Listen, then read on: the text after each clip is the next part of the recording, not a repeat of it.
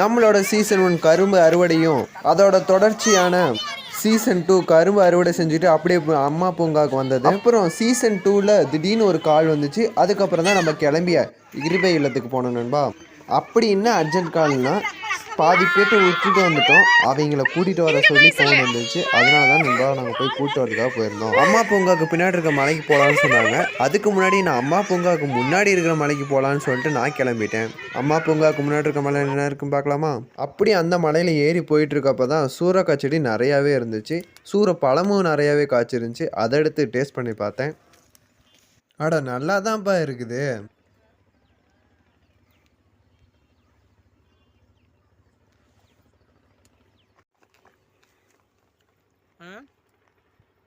பேசவே முடியாத அளவுக்கு வாய் ஃபுல்லாகவே சூறக்காய் தான் இருக்குது. சூப்பரான சுவை.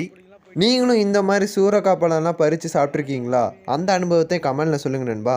நான் ஒரு 8th 9th படிக்கிறப்ப நான் ஸ்கூல் லீவ் அப்போ வருவேன் நம்ம ஊருக்கு. அந்த டைமில் மலையாக ஏறி சாப்பிடுவேன். இப்போ நம்ம மீண்டும் அம்மா பூங்காவுக்கு தான் போயிட்டுருக்குறோம். ஏன்னா நம்ம இந்த மலைக்கு வந்து ரொம்ப நேரம் ஆயிடுச்சு. வந்ததுக்கு நிறையா சூறப்பழம் அவங்களெல்லாம் விட்டுட்டு நான் சாப்பிட்டுட்டு நிறையாவே. இன்னும் ஏபியானா சூறக்காய் பழம் எல்லாமே பறிச்சுட்டு சாப்பிட்டுட்டு இருக்காரு. அப்புறம் என்ன எல்லோரும் கிளம்பி அம்மா பூங்காவுக்கு பின்னாடி இருக்கிற மலைக்கு போக ஆரம்பிச்சிட்டோம். ஆனால் என்ன ஆயிடுச்சுன்னா நம்ம காரில் அதிகமான குழந்தைங்களும் ஒரு 4 பெரியவங்களும் இருந்தனால காரு ஏற மாட்டேன்ருச்சு. அதனால எல்லாத்தையும் பாதி மலையிலேயே இறக்கி விட்டு நடந்து வாங்கன்னு சொல்லிட்டோம். நம்மளோட பயணம் கொஞ்சம் ரிஸ்க் ஆயிடுச்சு. எல்லாத்தோட வாழ்க்கையில பிரச்சனை வர மாதிரி தான் இதுவும். கல்லெல்லாம் வேணா நான் பாத்துக்கிறேன். நீங்க பொறுமையா போங்க.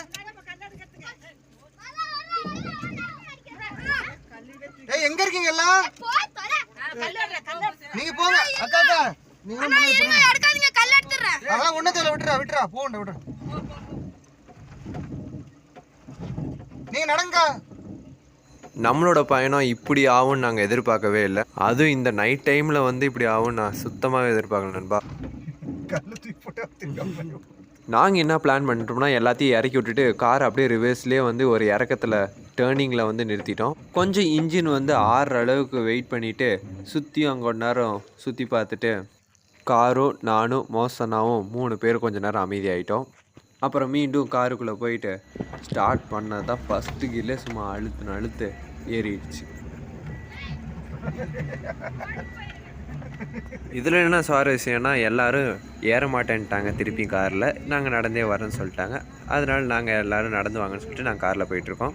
அவ்வளோதான் நண்பா, நம்ம மேலே வந்தாச்சு. இதுதான் டாப் ஆஃப் த மவுண்டனோட வியூ. எல்லாரும் என்னைய திருன்னு முடிக்கிறாங்க காரில் வரதை பார்த்து. பொறுமையாக நடந்தாங்க.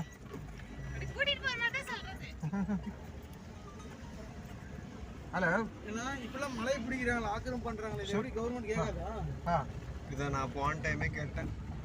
ஒரு கிறிஸ்டின் கோயில் கட்ட முடியுமாப்பா? ಅದೇ ನಾನು ಕೇಟ ಮೋಸನಿಗೆ ಬಂದನೆ ಅಂಗಡಿ ಬಂದಾಗುತ್ತೆ ನಿಜಾನೇ.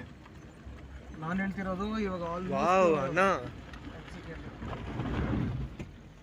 ಇವಾಗ ಆಲ್ಮೋಸ್ಟ್ ಒನ್ ಸೆಕೆಂಡ್